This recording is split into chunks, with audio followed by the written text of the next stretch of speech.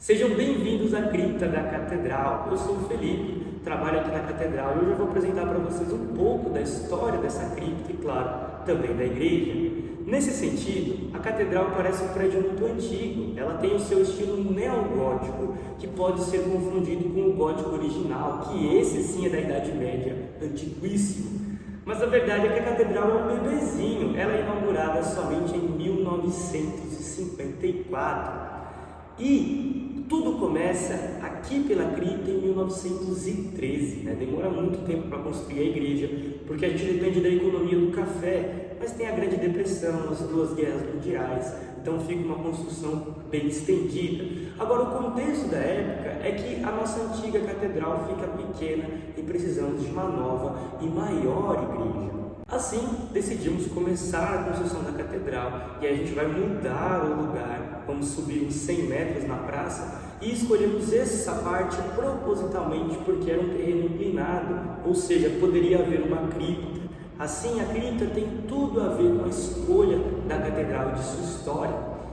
Assim, esse lugar é uma capela e um cemitério, onde estão enterrados os nossos bispos, arcebispos, todos que comandaram a igreja da cidade de São Paulo. Mas também celebram-se casamentos, missas, tudo isso por aqui. Logo, a gente consegue ver que da esquerda para a direita, cronologicamente, nós vamos encontrando os bispos, né? Começado por Dom Bernardo e aí sucessivamente até chegarmos em Dom Cláudio, que é o último bispo que faleceu no dia 4 de julho de 2022. E este é Dom Bernardo Rodrigues, o primeiro bispo da cidade de São Paulo, que em 1745 constrói a primeira catedral. Mas vejam que ela é menor, de uma realidade de vila, né? Totalmente diferente do que a gente precisava, e por isso, no começo do século XX, começamos a construir essa igreja, a catedral em que estamos. A antiga, infelizmente, será vendida para o Estado e demolida ainda em 1911. No lugar hoje está a primeira Caixa Econômica Federal do Brasil. E a curiosidade é que a gente constrói essa igreja no mesmo lugar em que acreditávamos ser a Oca do Tibiriçá. Esse é o Tibiriçá, ele é um cacique indígena lá da época do padre José de Anchieta e é o primeiro homem natural desta região a ser batizado. Então, naquela época não tinha certidão de nascimento, logo a certidão de batismo dele é considerada aí a do primeiro cidadão paulistano, né? Mesmo que São Paulo ainda não existisse, o consideramos dessa maneira. E daí, um pouco depois, junto dos padres jesuítas, ele fundará uma vila ao redor do pátio do colégio, chamada Vila de Piratininga, né? Ela se chama assim porque na época havia muitos rios aqui, que depois foram sendo moldados com a história, né? Mas quando acontecia a cheia do rio, os peixes ficavam para fora e aí ficavam secos, né? Então a palavra significa peixe seco. E aí Piratininga cresce e se torna a cidade de São Paulo, então ele também é considerado um dos fundadores da cidade. Tanto que a nossa cidade por muito tempo foi chamada São Paulo de Piratininga, depois que vai cair em desuso e fica somente São Paulo. E aí o Tibiriçá, quando batizado, ganha o nome de Martim Afonso e aí executará algo muito importante para a origem da cidade de São Paulo, pois ele vai ser essa ponte entre Portugal e os indígenas da região. A verdade é que ele chega a defender o território e contra o seu irmão, e aí ele mata o seu irmão. Os indígenas, eles não têm o hábito, a tradição de enterrar corpos em valas individuais, com o nome e data tudo certinho. Assim, eram valas comuns. Então, a verdade é que a gente trouxe os restos mortais de todos os indígenas da região que estão aqui representados. Assim, tecnicamente é possível que o Tibiriçá nem esteja aqui. Ele fica como referencial, porque a gente acredita que ele deve ter sido enterrado junto com todos.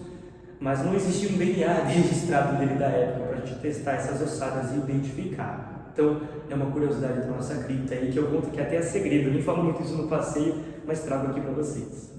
Esse é o padre Bartolomeu Lourenço de Gusmão, o inventor da passarola, que seria aí um avô, um pré-projeto do balão ar quente do Zeppelin. Porém, ele vai realizar essa invenção em 1711, né? Um contexto bem diferenciado. Ele nasce aqui na cidade de Santos, por vir de uma família rica, muito jovem, forma-se um cientista, ordena-se sacerdote e vai para Portugal desempenhar seu ministério. Chegando lá, ele vai fazer coisas próprias do tempo, como, por exemplo, o elevador de Arquimedes, que possibilitava levar a água de um lugar mais baixo para um mais alto. Mas nada disso transcende o tempo dele. É realmente a passarola que vai fazer o nome dele ficar famoso por toda a Europa. O problema é que era o auge da Inquisição Católica, então acaba que, diferente do que muita gente entende, seja um momento muito mais político do que religioso. Então o padre será perseguido por inveja dos nobres, que farão falsas denúncias por Santo Ofício.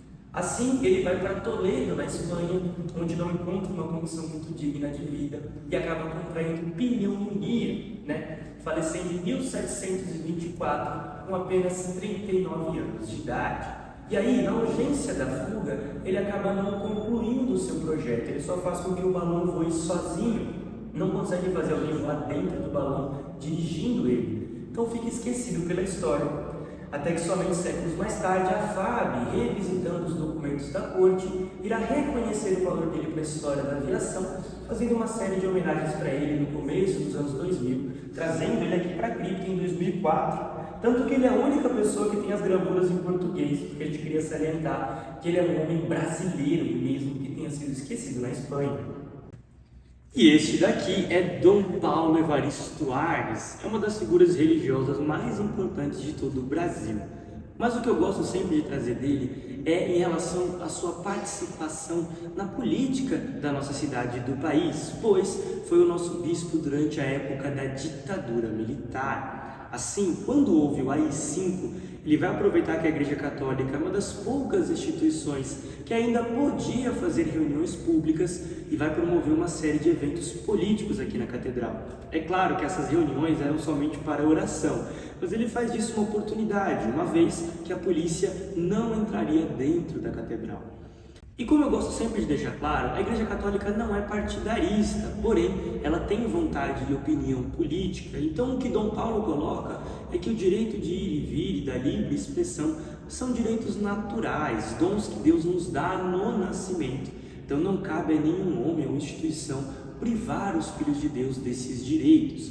Então, é com essa intenção que ele vai promovendo esse evento, esse lugar seguro para os perseguidos aqui na Catedral, o que dá força e esperança para que o povo, não ele, o povo, realize as diretas já aqui na Praça da Sé, evento fundamental para a redemocratização do Brasil.